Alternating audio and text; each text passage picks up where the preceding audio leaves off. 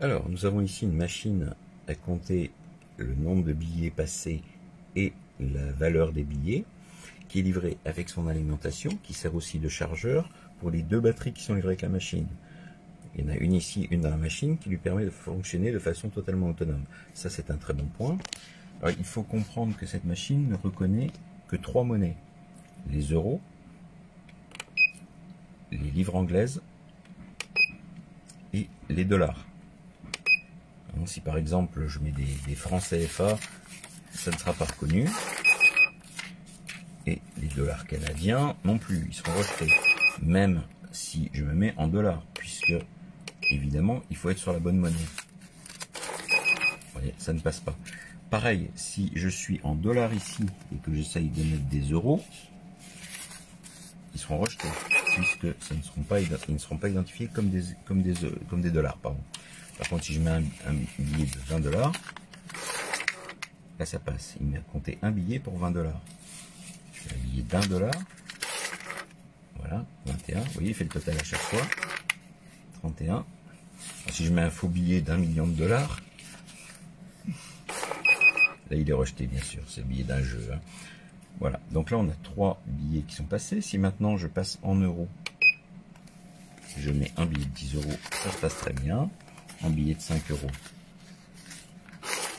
voyez, ça se passe très bien, bien que le billet soit un peu plié, ça passe.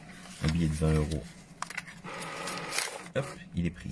Alors vous remarquerez que je cadre toujours mon billet côté droit de la machine parce que les lecteurs sont concentrés sur le côté droit. Si je les mets côté gauche, j'aurai une erreur.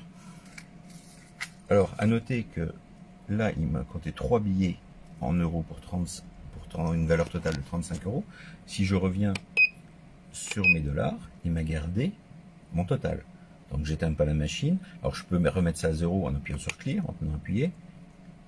Voilà. Là, il m'a remis à 0 mes dollars. Par contre, on voit qu'il ne m'a pas mis à 0 mes euros. Donc, ça, c'est une très bonne chose. Alors, il y a des fois des petits soucis de reconnaissance. Mais on a un port USB à l'arrière qui permet les mises à jour futures, qui permettra d'améliorer la reconnaissance des billets. Parce que si par exemple je prends un billet de 10 livres anglaises, vous voyez, c'est pas toujours reconnu. Là, il est bien passé. Par contre, les livres anglaises générés par la Banque d'Écosse, là, il y en a qui posent parfois souci. Alors que ce sont des billets tout à fait légitimes. Hein.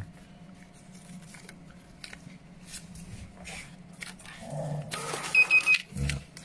Il y en a qui ne veulent pas reconnaître. À gauche, ça passe pas. Et à droite, on a du mal. Il ne veut pas les passer. Celui-ci, donc d'Écosse, ne passe pas. Mais des fois, en le retournant, celui-ci passe. Non, toujours pas. Vous voyez, voilà, là il est passé. Alors il est émis par la Banque of Scotland. Celui-ci aussi, ce sont des billets tout à fait légitimes, mais qui ne sont pas toujours reconnus. Donc ça, je pense qu'il faudra attendre des mises à jour. Donc la machine est rapide, elle est bien. Alors on peut aussi forcer le sens de sortie. Vous voyez que là, ça sort par là. Je peux tout à fait faire sortir dans l'autre sens. Mes totaux sont bien nets. Tout est bien dans la machine. Bon, il y a à améliorer la reconnaissance. Pour certains types de billets, pour les euros, ça marche parfaitement, ce qui est l'essentiel pour moi.